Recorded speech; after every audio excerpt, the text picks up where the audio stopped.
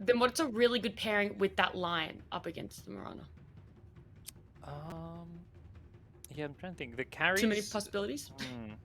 Picking carries into Mars Mirana, I mean, it's just a tough lane regardless. I guess Lion Yeah. could Okay. theoretically be flexible. Generally, against this Mars plus Mirana, like the chain stun, having like a hero. We've seen it. This is where in other regions teams would just pick a Baden. It gives you the aphotic shield where you just save whoever Oh, gets I stunned. see.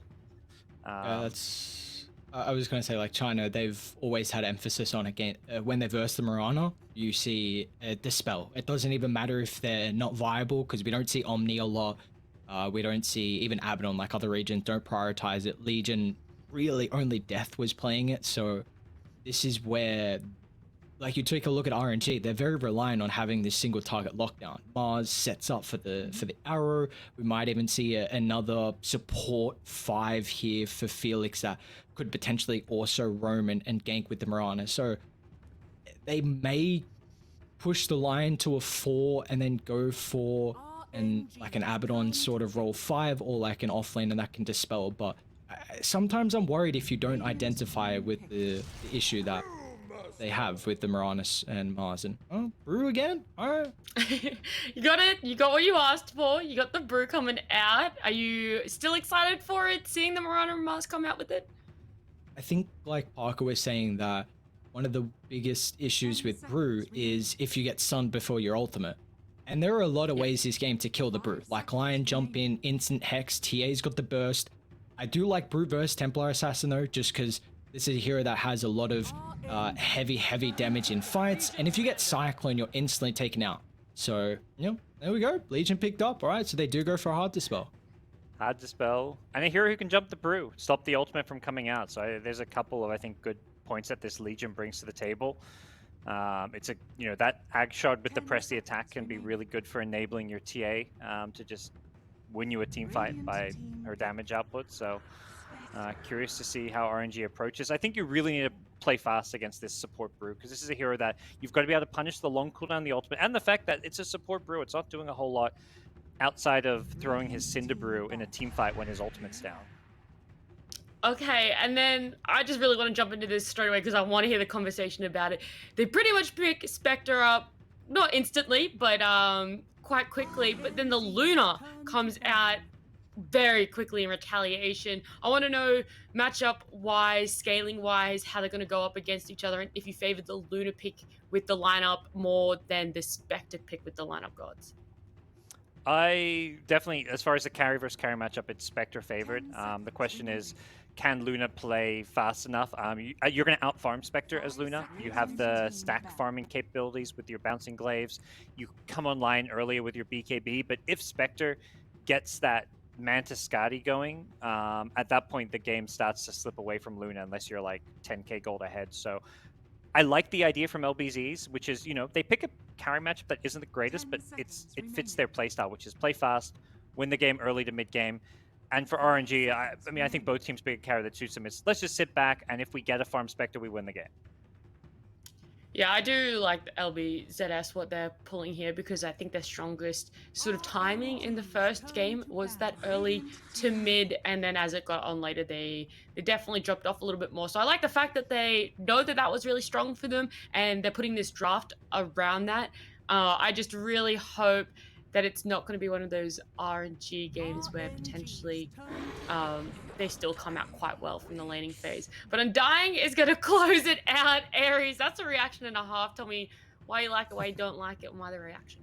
Well, Undying was actually one of the better ways to deal with the Mars for a long time ago that China were putting a lot of emphasis on. Like, you'd first pick the Mars, it'd get instantly answered by the Undying, and then the other team would then pick a support as a position 4 that's ranged and can deal with the Tombstone, which they already have in the Mirana.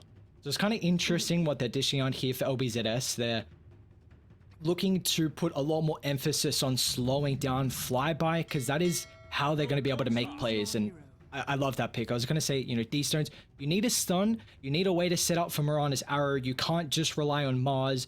You know, Parker's been saying that the Brew as a position 5 and in general is very cooldown reliant. You've got a Spectre who's not going to make plays, so you need someone for D-Stones to get active early. It's another strength here, which they have a lot of at the moment, but I don't mind the Conquer. Any more thoughts you want to share with the Kunkka rounding out that RNG lineup, GoDz?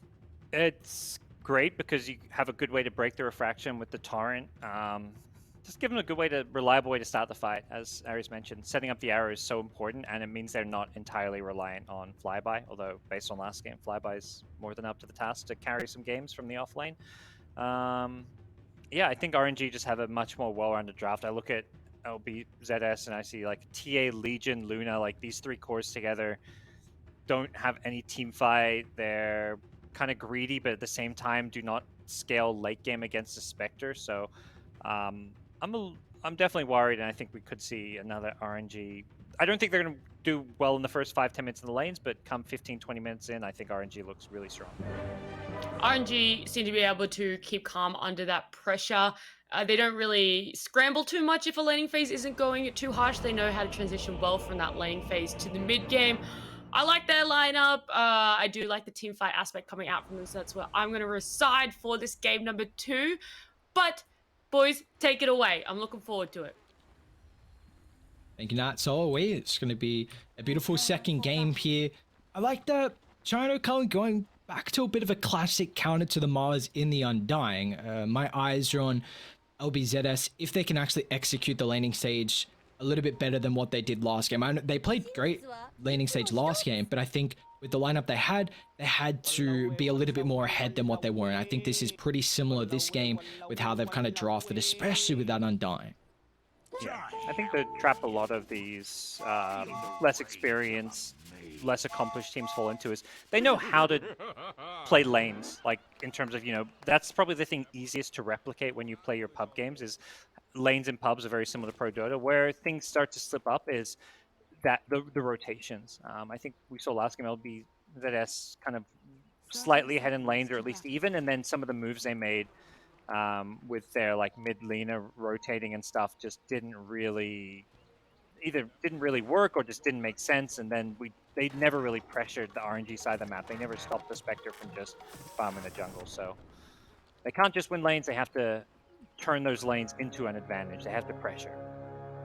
Whose spray is that mid? Did you see that kind of teddy bear? It's done bot now on Felix. Oh, I was about to say it disappeared as well. I'm guessing it's an RNG spray. I'm not entirely sure. I'm not sure the backstory of this one. Yeah, I haven't seen that one before actually. Here we go. We got our lanes now continuing forward. How about the bounties looking? Just a classic old 2 for 2. Nothing out of the ordinary there, but I'm guessing it's the red panda spray, but would be my guess. There we go. I feel like that's some red panda thing. Just a non-red panda, but still a panda, I guess. Yeah, not sure. It's a bear of sorts. Just a bear. It's a formidable one at that. As we see, again, how do we feel now? It's a little bit different of a matchup here for a God King against the Lion and the Legion. Do you think it's going to go a little bit better than what last game was? Yeah, I think at the same time, I mean, Tusk Mars was good because you had the ice shard into the spear. I think the range support line is nice. Red Panda is he did this last game. He's just going behind sniping careers. They bring out, he's not even trying to harass them in lane. He literally knows, he's like, I'm a 5-position brew. I'm kind of useless. What can I do? He's going to just snipe their careers, prevent them bringing more regen, more items for the lane, just be pesky. And he's going to steal his Spectre's creeps. Casually. Just a good old thunderclap. This is where you're in a pub. You stop pinging out the 5. It's like, hello. What, like, why are you clapping my creeps? I don't know what's going on. Like, this is my farm. But again, it's another lane where Radiant, they're actually looking to shove the wave in underneath the tower. Do you like kind of the style they're going for? Often playing these side lanes is about getting level 2 before your opponents. But I feel like when you're pushing it into the tower of a Spectre, that's exactly what Spectre wants in these tough matches. Spectre is going to lose the CS battle, or at least should lose this CS battle, but this is, for me, setting up the Spectre to have the best possible lane out of this. Like, you're going to get at least an okay amount of CS, and you're going to get harassed less because you're playing under your tower. The bonus regen, the bonus armor is just really nice. That's exactly what Spectre wants for the lane. You take a look at LBZS's lane down bot here for Wishing. 11 last hits on the Luna at the moment. again, my eyes are on the lane for flyby. Usually this Undying has been a great way to deal with the Mars early, but you are paired up with the position for Mirana, and any ranged hero deals very well with Undying in the lane, it feels. By the way, Kunkka getting both water runes mid, something you rarely see. I like the way D-Stones is playing this matchup already. Takes both runes, pressures the lanes. Oop. First blood down bottom. My bad. I'm talking about other stuff that's useless, but there was a first blood. I didn't even see that either. It was just a spear God's Rebuke into the arrow, it looked like. So, oh, there's the matchup I was kind of saying, the Mirana versus the Undying. And first bell picked up here for RNG. Great start to a lane that I thought wasn't going to go as well for them. Yeah. Orb of Venom, I don't hate it, but I feel like that's an item that exposes you, makes you very vulnerable. Having less regen, having like a Ring of Protection, I feel would be better for him, because this Blightstone Mirana is putting this Undying on 0 armor. I think he made a big mistake not going for like a Ring of Protection here in lane. Yeah, I agree. Brewmaster knows what's up. He's got the Ring of Protection. Yeah. Like you're not going to be right clicking the Mirana, and that's kind of Mirana's going to try and drag the Undying out of the lane so Flyby can have like a 1v1 versus Wishing. And you're right, like we just haven't seen this Orb of Venom really do what it's to be expected, just a constant harassment and trying to zone back and chip down Flyby. But he's got 15 last hits and having another great lane here, and that's very worrying because we saw what he could do last game on a Doom with farm. Now Mars as well could have a high capability to make plays. How do we feel like this mid lane? I mean, already I know we're 4 minutes in and it's pretty even at the moment last hits, but in regards to these plays, what does the TA and Conquer want to kind of do through the early game? Farm. Farm lots of creeps. No, Kunkka's going to actually look for openings. Like when he hits 6, he's probably asking like if a support or someone can TP in. If he hits an X, it's very low cast range. But if he gets that X boat torrent combo, they can kill the TA with like a Mirana rotation. I think the Mirana arrow move around the Kunkka is huge. Kunkka doesn't really want to rotate to a side lanes because there isn't that guaranteed setup until he gets more points in the X. So I think he's asking his Mirana, stack lots of jungle camps for me and come look for an arrow mid. There is crazy stacks going on in this dire jungle already. Yeah, we didn't see last game them put as much emphasis on trying to enable God King in the jungle, but he still had incredible time. And is that your mid time, as you see? Yeah, unfortunately, a little bit off there from D-Stones. And now Mirana showing mid might leave Flyby vulnerable as they did TP Cat you down. And you also take a look at the vision game right now from LBZS. It's a lot of wards at the top side, which I thought they would have put a little bit more priority kind of around the bottom eastern side of the map where Felix will rotate through. Yeah, I think they are reacting too much to last game rather than what's going on now. Last game, they let this Spectre fall back to the jungle and just free farm. So like, oh, let's get wards up so we kill this, so we can deal with the Spectre jungling. But Spectre hasn't even left the lane yet. So these wards feel a bit preemptive. They're not addressing the stacks, which is the Mirana who is stacking, continuing to stack. But here we go. 6-minute runes coming up. That's the big thing. And oh, D-Stones gets lucky. Has it spawn top after he secures it with an next torrent. And now we may be able to see the Conquer think about a rotation to either top or bot. It's very difficult to get to one of these lanes unless you TP through. And also we're seeing like Red Panda, he's not really playing in the lane, but the information that he's providing his team as Flyby might be in a bit of trouble here down bot. They're going to drop the Tombstone.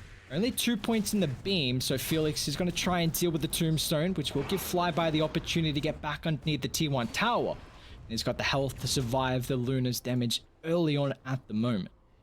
Yeah, bit of a wild looking arrow, but he made the play needed to save his buddy, and 125 gold for a Tombstone is quite a lot for a support. So at that point where Kunkka now ready to fall back and take those sacks, so a big gold infusion going to be going his way. At least the normal jungle stack. Not sure if he'll go for the Ancients or not. Top lane. Got our first duel coming out. This is very ambitious duel as they just bring him down to half health, and God King's like, okay, I'm just baiting. I got D-Stones that can TP in. I've got even Red Panda that's nearby as well. Irving, relatively tanky. He's got even Wishing that's going to show up here on the Luna, so it's a brawl occurring at this top lane. But we've got no casualties. I think that's RNG got a bit... They got too excited when they survived the duel. I think they're like, go, they used duel. It's like, we can kill them. You're a level 5 Spectre and a support level 3 Brewmaster. But Kunkka does some decent-ish damage. Flyby. Drop in the arena, they just want to target Wishing, and that they will. Yep. Legion not having enough mana, didn't actually even want to use the Soul Ring for the press the attack. Now that death, yes, it's on the Luna, which you never want to lose your core. It is allowing EXO to farm the Ancients, and RNG haven't been able to make any aggressive infiltration movements. Might even get a solo kill on X. The really bad news though for Luna is she just TP'd to that lane. Ooh, arrow catches TA mid. They can spear pushing back. Positioning's a bit awkward. Yeah, there's another refraction, which will be burned away though. That Cinder Brew. I wonder if we'll see that Veil build again. I wasn't too keen on it, but the Cinder Brew does so much magic damage that maybe it's just... I mean, I don't know how you play Brew these days. Red Panda perhaps showing that Veil is the way to do it. Yeah, it's interesting. And like the skill build as well. It looks like again he's going into maxing out the Cinder Brew, which I guess if you've got a team that can get the proc pretty easily, then the damage definitely does show early on. It's top. Eastern's trying to get a catch. And the X could lead to a arrow follow-up and a potential kill. Mirana really wants those first earn charges, but not finding too much. Bit of a farm game, which, you know, we talked about this. This is, I think, more pressure on LBZS to be the ones playing more fast tempo, at least in the mid game. Not like right this second, but once TA gets that like Dragonlance Deso, they want to be taking objectives and really not giving RNG this room to get Spectre farmed. X. He's in trouble. He doesn't have refraction available. So they even commit the haunt. He's going to jump away to mid after the kill, but D-Stones this time will be successful with finding his first involvement in the game here. D-Stones being a good teammate, not farming the ancient stacks, leaving those for God King when he completes his blade mail, which will still take some time. So, you know, theoretically they could farm them and maybe start restacking them, but it doesn't look like that's the call for now. I think it is probably... Yeah, you do much rather get this farm on the Spectre than the Kunkka, obviously, so... wow, he actually, yeah, he does get another stack. Is that 5 now? Yeah, that's a fat stack to be able to take. They're gonna try and chase down D-Stones. Yeah, as soon as that Tombstone comes on the high ground, they can't deal with it, they just get the hell out of there. Radiant need to scout and contest these stacks, I feel like. They've got a TA, that's like one of the better heroes to fight over these stacks. The problem is Luna's actually dead again. Mars has just been all over. Flyby picking up where he left off. He has been the star player of this series from the offlane. Just another key kill on top of the Luna there, wishing 2 deaths at the moment. Felix even helping out as well. So these two are going to be a scary prospect for LBZS to be able to deal with. And Radiant, they need a group up, and tops, that's going to be the place to do so. If they can get this early tower, then it's going to open up the map a little bit more for Wishing, a little bit more camps he can farm, and just gives him a safer area as well. It was Kunkka in the end who farmed up the Ancient stack, so they'll have to, you know, do some restacking for Spectre. Or just, you know, tell Spectre, you know, you're on your own. Let's get this Kunkka out of control. He's got an armlet coming out. Yeah, but you were saying like this is a beautiful thing about the TA with your vision advantage early with the traps, and we actually saw it was Dire who was putting a lot more emphasis on warding up and centering around Radiant's triangle. So I guess just, you know, this is one of the beautiful things about the Undying too. You can infiltrate early, control an area with the Tombstone, but it's just another game where Radiant aren't playing aggressive early and limiting the Spectre from free farming and the Conquer from getting that stack, and it's a bit worrying. And when they drop that Tombstone around the area, their only stuns is this Lion, which, you know, a lot of games having a Lion as your main disable is fine. I mean, they've got the Jewel, but I don't really count that at this stage of the game. It just feels like they don't have that hero really to run in and force RNG to fight around that Tombstone. When like we saw, it got dropped on that cliff, and RNG just walked away. So, and once RNG get their ultimates, now they've got a Brewmaster 6. They'll maybe take those fights if they can, or just use that split to kind of disengage with the Cyclone.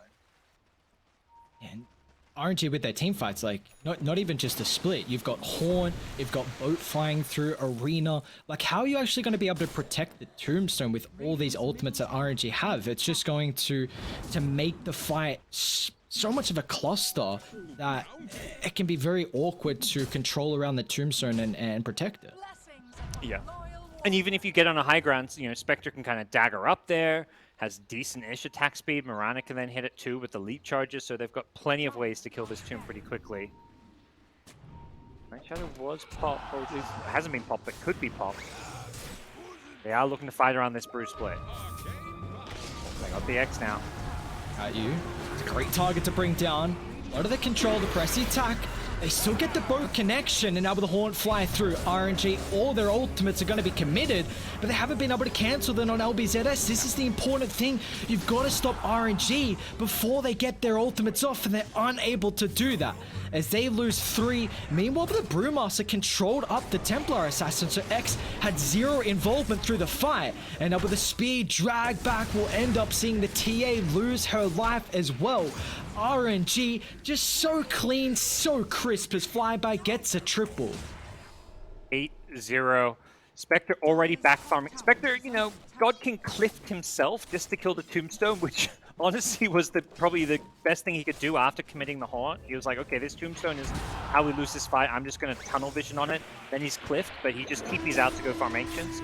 And meanwhile, the rest of his team. This Kunkka with this early armor doing so much damage in these fights.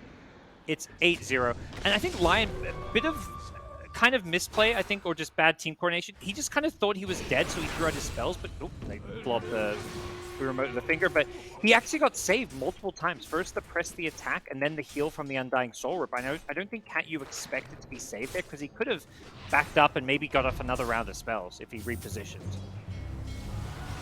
Lane, again, they're going to go. They got nice 2 in the torrent. torrent. He's so... Ooh, rips apart the Lion. They will be able to protect the Tombstone. This might be an advantage here for LBZS, but the armlet's toggled as D-Stones. He'll find the victory of the game with the run buff. He'll still lose his life. But Wishing stuck underneath the T1 tower Arena with the Gladiators blocking the retreat. But Wishing's still going to try and stand his ground with the Eclipse, but once God King shows up, he will not be able to win that man fight. So Spectre claiming the kill on the opposition position 1. They're not done just yet. Flyby doesn't get the spear connection, but still X is further away from the defensive tier 1 tower. He's got to back up with QIQX, with Cat U nearby as well. And Spectre's committed. The slow from the manager ain't. They've also got the ultimate here from the Undying. So God King, one more meld strike. In fact, it's Irving who will come through with the overwhelming odds. And LBZS, they hit back with 4 kills there.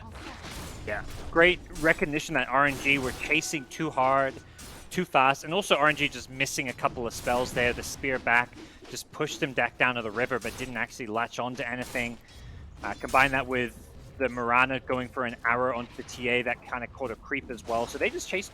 I think it was like, oh, we killed the Tombstone, we're going to win this fight. But TA, just with this Dragonlance, like no even Deso to go with it, but just Dragonlance plus a Mithril Hammer, Treads, and some Refraction charges is a force to be reckoned with, as we just saw. So without the Kunkka there to easily lock people down with the X Torrents and to break the Refraction, you've got to kind of not be so aggressive with your RNG.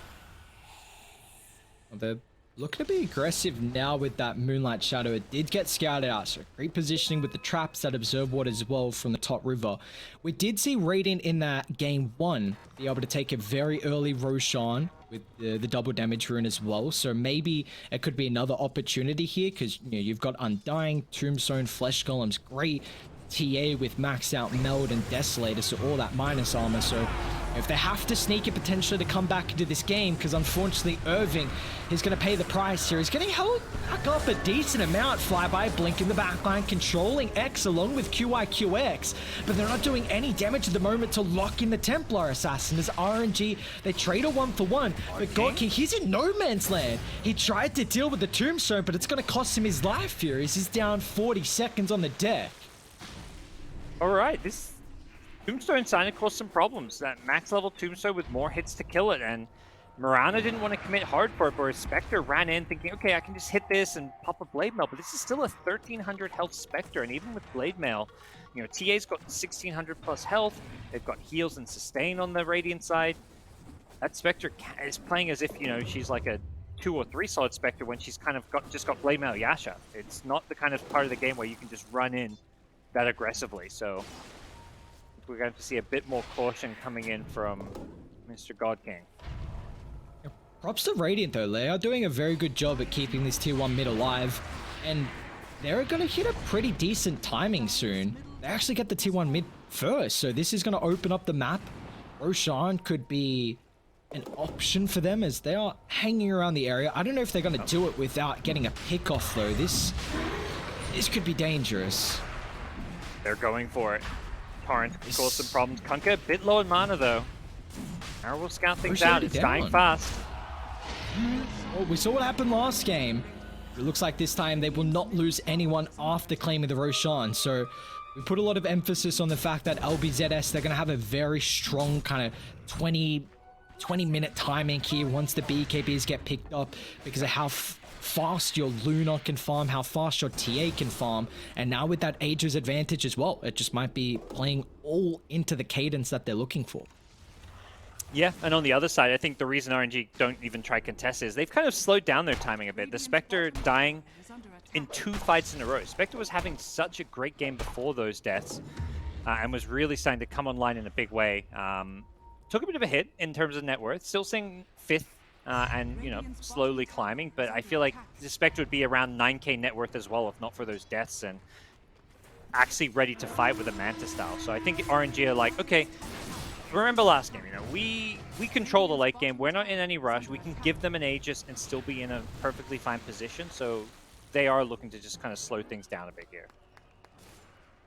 And the pickup potential on Radiant isn't as high as what you'd be hoping for the other team that's looking to slow it down. I mean, Irving's going for a lot more of this utility build, Hood into this early Aghanim shard. He's already got that press to attack maxed out, but this might just be a farming Aegis for a minute or two until their BKBs. I mean, just looking for the recipe on Wishing jumping mid. Actually, I say that.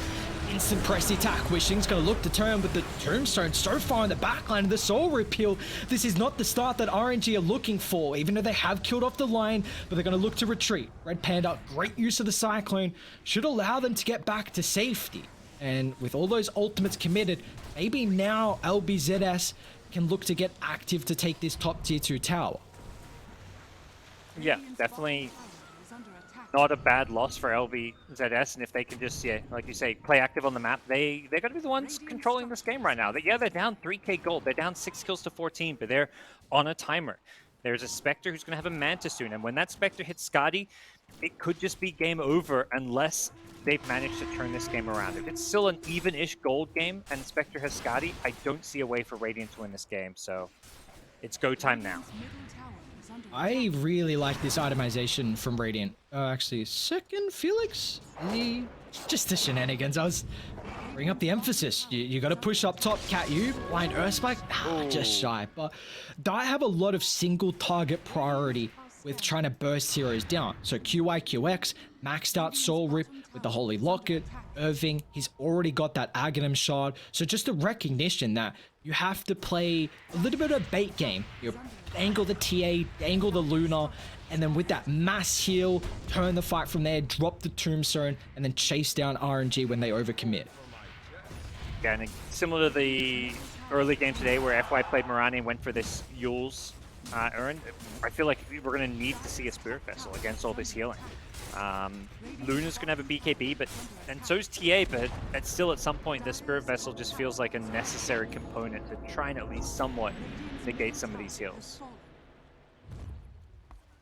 Double BKBs now from Radiant, and they are going to smoke up. 3 heroes without the TA or Luna, but they are getting scouted on the map. X showing down bot, and Wishing showing mid. So RNG, with this information, let's see how they're going to play accordingly. What's the move going to be? Spectre. Oh, she may get caught here. Fine's got a Blink Dagger. Got the damage, 1900 health. I think they Do should. have Mars nearby. Finger's still on cooldown. Spectre falling low with that damage, and from QIQX, it is enough. Barely. They find the kill just in the nick of time. And now with the Tombstone in a power position, can RNG look to continue to take the fight? A BKB pop from Irving. In fact, press the attack. And With the shard, it's a- they're so strong. Yeah, you can't really fight into this max press the attack plus ag shard now, and great little pick off. And they're gonna have another round with the finger. So if one of the heroes from RNG caught out here, that could just be another quick pick off for LBZS, and we've got a ball game here. This is neck and neck from what it was looking like early. RNG were potentially just going to steamroll over this game, but LBZS doing very well to even it out.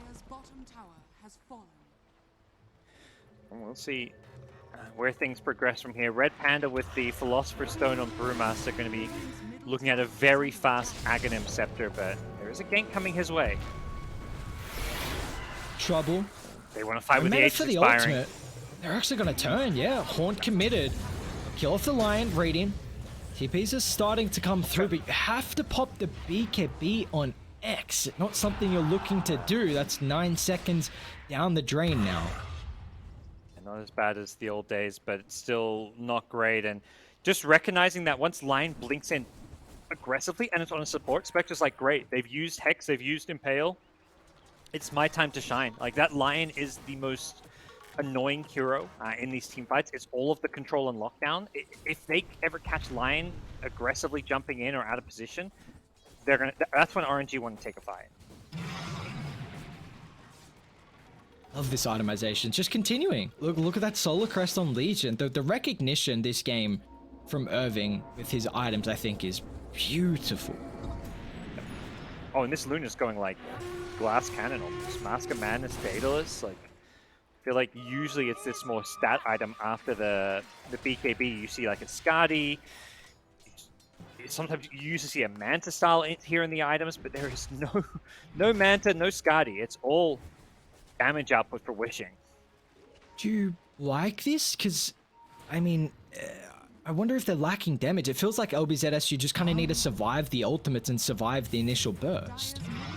I don't mind it because they've got all these saves. I'm not sure how it's going to play out until I see some of these fights, but it seems okay to me just because they have this Legion. But the thing is, you can't have both TA and Luna running in because, you know, Legion can only save one of those two. You can't save both. We'll see the arrow immediately gets purged off. And yeah, this is going to be something that RNG can't really have a reliable initiation when there's this pressy attack. They're going to be down the horn if a fight does break out here, and looks like it's a free T2 tower to claim, but still the net worth is continuing to accumulate in RNG's favor. As Conker's second at the moment. Leave is a Halberd freshly picked up. They got double Halberd now for RNG. That's how you play against heroes like TA, and even this Luna with this build. Both TA and Luna with their Crystallis going very damage dealing oriented. They're going to have double Daedalus soon. That's all kinds of physical damage. I think the other thing is you want to just get like as many armor items as you can. It looks like they've got like Ags queued up with the Halberds. I wouldn't mind seeing an AC somewhere. Spectre's got plenty of stats to kind of have some good base armor for physical damage mitigation.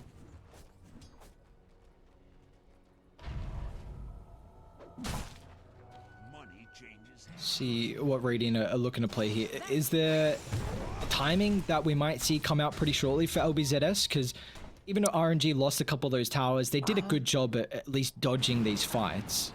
Ooh. I think they want to play around next Roche. That to me is, if they can get themselves Roche 2, which is probably Agshard for TA Luna both pretty damn good. Yeah. We'll have to see where that one ends up. But that having Aegis and Cheese means one of your carries gets Aegis and the other gets Cheese. Because they really have like two carries in a lot of ways. They're both very kind of squishy glass cannon carries, even with BKBs. So having Aegis Cheese makes a big difference for their draft. The question is whether or not RNG is going to be ready to contest that. They won't have Skadi before then. Just the one Ultimate Orb on God King. So will be perhaps a tricky Roche to fight into. But double Primal Split. That's a huge power spike for RNG. Yeah, that it is. Brew also has the second level in the ultimate here, and we're going to see them look to smoke up this. I believe it got scouted out by the deep Observer Ward in the lane from LBZS, and we've seen kind of their vision pay off pretty heavily here with the TA traps and how they've been warding across the map. And this is something that we're going to have to keep our eyes on as the game goes on, because just that vision advantage can be so important in team fights. And both teams are just going to be standing around the Roche pit, standing around these cliffs and their wards. It's kind of the name of the game. Dire with a great ward themselves. Their ward by the enemy Ancient sees so much. Right now, I think it's scouted out this smoke potentially, or at least they're going to be unsmoked soon. So very helpful ward for this Roche engagement. It feels like there's at least a slight vision advantage for Dire. Actually, I mean, Radiant have that mid ward, which is also very good, but it's about to expire. So both teams with a lot of vision right now. DD, and guess what? Roche is up. Okay. Oh no! All right. I hate seeing this. Why is this? Time and time again, there's just a DD in front of Roche. What do you know? I have the observer ward. They scout that something's going on. The arrow not going to be on the mark though, so they need to they're going to have to force this fight with Primal Split. Someone's going to go. Red Panda will before the stun. Horn's going to fly. Who's able to pick up the Aegis? It is going to be X, but God King finds the cheese. Have they been able to deal with the Tombstone? They've not. So Red Panda still second charge of the ultimate if they want to use it. God King falling low, but there's the cheese that's going to come into play. They dealt with X, but wishing he hasn't been able to pick up any of the items for Roshan, so you're not going to have a second life for the Luna. And the mass team fight from RNG is winning them this fight around the Roche pit as X getting shredded apart from the Spectre's daggers as Flyby another time for him to take over the fights with a double kill. And RNG, they're being playing a little bit slow, but again, their team fight execution on another level. Yeah, it's Flyby. This guy's the hero of both these games. They commit all the BKBs to like try and secure the Aegis. Like TA gets Aegis as well as the Ag Shard, but the problem is the team fight that ensues once they all group up and Flyby catches everybody in the arena. If they kill God King when they throw everything, including the finger at him, maybe that ends up looking a little bit more even, but RNG, suddenly the ones on the high ground, and no buyback. They fought out for that fight. They had the full Daedalus on both their carries, and they lost these fights. They have no defensive tools, and as a result, RNG just going to get a lane of racks. See how chaotic these fights are going to get with multiple primal splits, with Haunt, with boat flying, arena dropped, and can Radiant then be able to just train their mind to be able to focus on one target, get that mass burst heal, and then turn it from there? And that fight they weren't able to, and you were highlighting that God King was going to be a little bit late on the Skadi before these fights, and while they win that, now he's got the Skadi completed, now the Aghanim's on D-Stone completed as well, so this is going to be scary from LBZS, but they are smoking up. They want to try and take a fight, knowing that the ultimates are on cooldown. They won't catch anyone, as RNG, the awareness allows them to get back to safety. Had the ward mid, I think they actually saw the smoke right outside the Radiant base, so I think they knew it was coming. Brewmaster just preemptively TP'd in the trees, almost like saying, okay, they're going to pop this smoke in about a second, and I'm going to be just completing my TP. And unfortunately, that means RNG don't get punished. These ulti cooldowns are going to be all coming back up. The Haunt, the big one, and yeah, it just feels like the Haunt going on everyone makes it so hard for Legion to like save the right target. You can only use pressy attack on one person. He also will become one of the bigger targets if like Brewmaster can cyclone up this Legion commander. The fight could just be lost right there. Flyby might be baiting. All of Radiant are down bottom, but they've got their ultimates back up. They can control the higher ground power position. Radiant in a decent spot because they're going to reveal the Moonlight Shadow. Jumping instantly on the Mirana with a great two-man Earth Spike, so they'll deal with Felix with the Tombstone in the middle of the fight as well. These stones won't be able to secure that. And meanwhile, it's 2 down from RNG. They're going to have to look to retreat away with the BKB, but the Jewel's out just in the nick of time from Irving. Even though D-Stones has got the torrents flying left, right, and center, it is not enough, as LBZS will be able to hit back and find 3 targets. Yeah. They were ready for that fight. They had the sentry that they walked into, so they were able to get the instant pick on Mirana. She doesn't get to use a single spell. No arrows, no Starstorm leaps, no Yules, no Greaves. She's just out of the fight, and then, you know, Spectre does all he can to kill the support line on the backlines. I like what God King's doing. He always has a dust so that he can solo kill this Lion, negating the impact of this Glimmer Cape. Problem is the way the rest of the fight's going with the TA Luna actually get full use out of their BKBs. This time they're popping BKB and just doing damage onto key targets, whereas Mars unable to find that big arena combo. He was kind of awkward. Like, the Mirana died, and he was still stuck in those trees at the bottom side of the map, so they just weren't really on the same page when they jumped in. Do you feel like that fight just kind of comes down to LBZS having a vision advantage and getting the initiation? Yep. Oh, absolutely. I don't think RNG were expecting that sentry there in such like an odd part of the map. And RNG, yeah, they were just kind of running in blind with a Moonlight Shadow, so definitely it backfires, and I think the lesson there is, you know, RNG can't just rely on this haunt for giving them vision to start a fight, because the fight was already lost to the vision game when they used that haunt. I do want to see how they try and use the ultimate for God King in regards to cancelling blinks, because I think that's been a big factor where we haven't seen them identify the Brewmaster issue. You know, he's going A on disc next, and once you get that A on disc, well, the Lion jump to cancel out the ulti is just not going to be as much of a factor. So, you know, maybe that haunt can cancel the blink on Cat U. Even Irving now has a blink as well. So my eyes are on LBZS.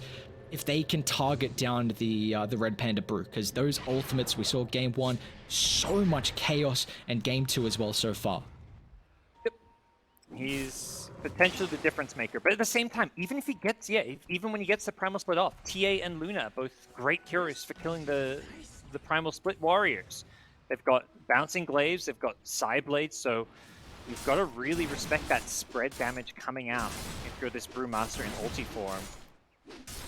I think he's going to be having to, like, you know, send in the Cyclone Panda to get the backlines. He's going to have to micro his heart out to have an impact in these fights. He can't just have them grouped up, like, you know, the pub bad Brewmaster player is just, like, going to have them all grouped up and just charge at a target, throw stun, win more kit, but not spread them out onto different targets. That's what Red Panda needs to do and has shown he can do. I wonder if he even thinks about going for the Ag Shard next with that Void Spirit, because it does actually provide a disarm for 2 seconds, and we see they have 3 halberds now. So much emphasis on shutting down the Luna, shutting down the TA with the recent halberd picked up on God King Spectre. Yeah, that's a bit of an unconventional item, but just really valuing that survivability, knowing that neither TA nor Luna was initially itemizing towards MKB, but the MKB on TA will be coming out to help deal with that evasion a bit, but it just forces the TA to become even more of a glass cannon, which, you know, in some ways is a good thing. But obviously as TA, you have to get this MKB against the halberds that are just all over, triple halberds, and even outside of the MKB to pierce the evasion, this disarm can be so annoying. If you get it on before the BKB, it is so pesky. RNG? This ward again. Great ward.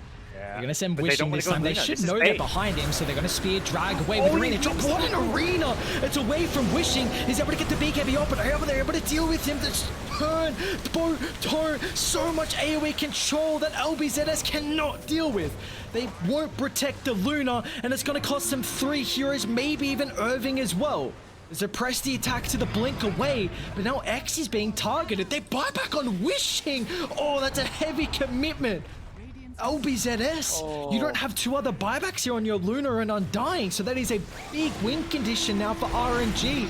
So push on forward, X. The BKB's now expired, and the spear gets a connection. As TA will lose her life down for 90 seconds, and now it's just going to be on Irving to Wishing to hold this second set of racks down bot.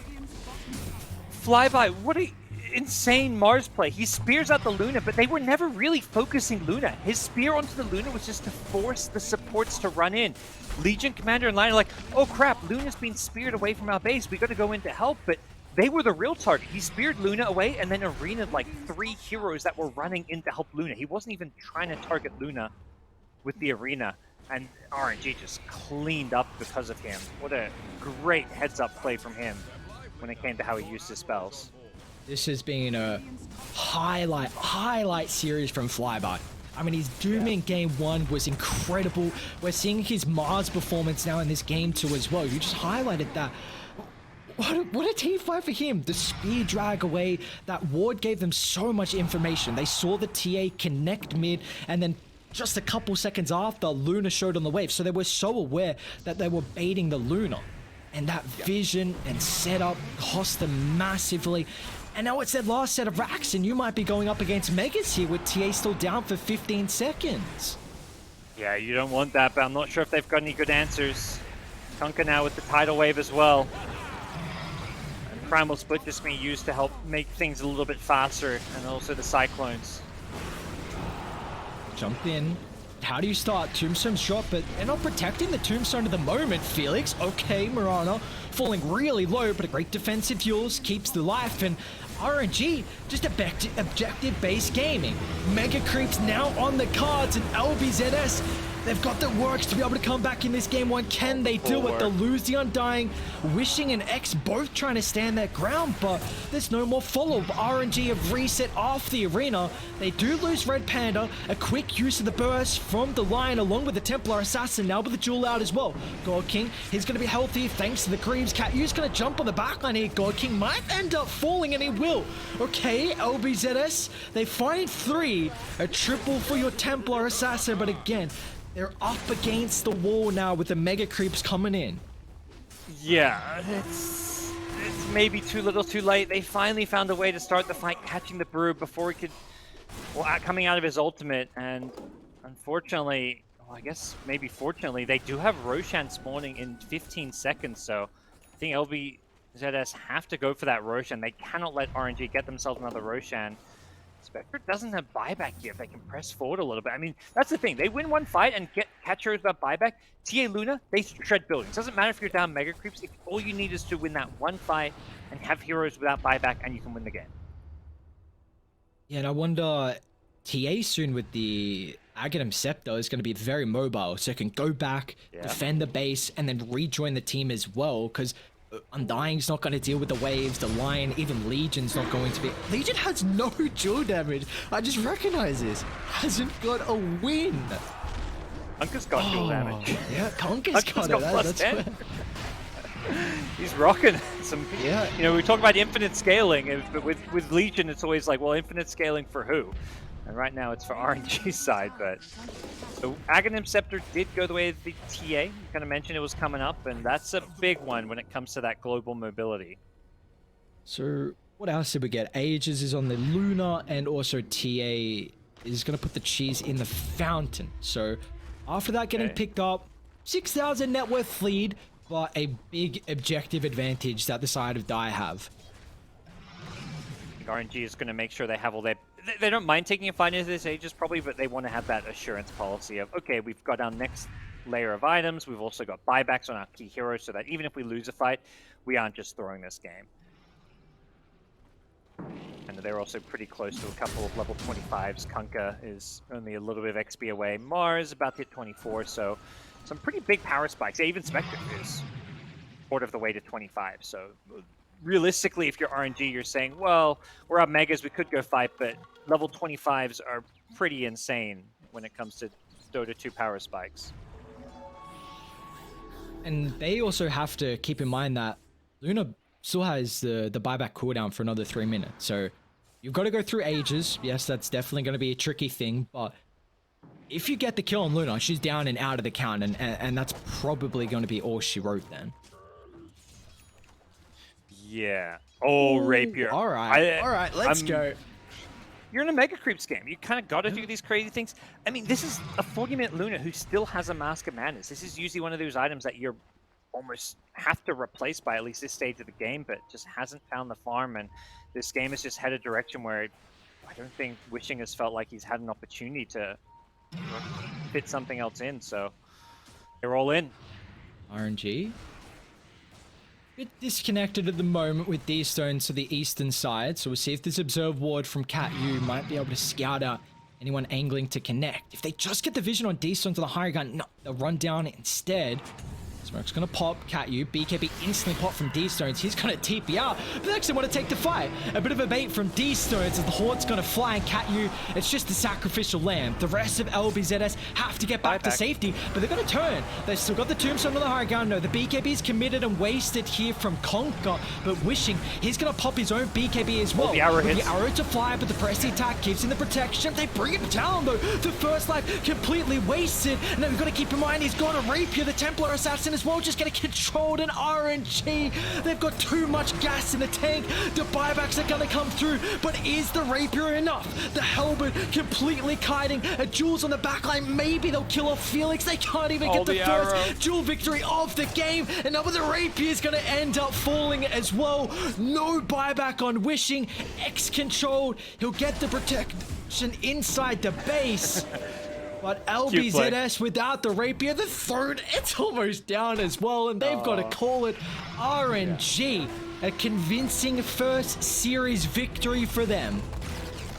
A pretty exciting end, and some definitely glimmers of hope from LBZS, but all in all, I would say it was a convincing win. Even a 40-minute plus game with a Rapier, potential comeback, it still had the, you know, the feel where RNG, they slipped up. It wasn't that perfect Dota, but when they had those slip-ups, they're like, okay, let's slow it down, guys. You know, we've outdrafted them. We have this late game Spectre.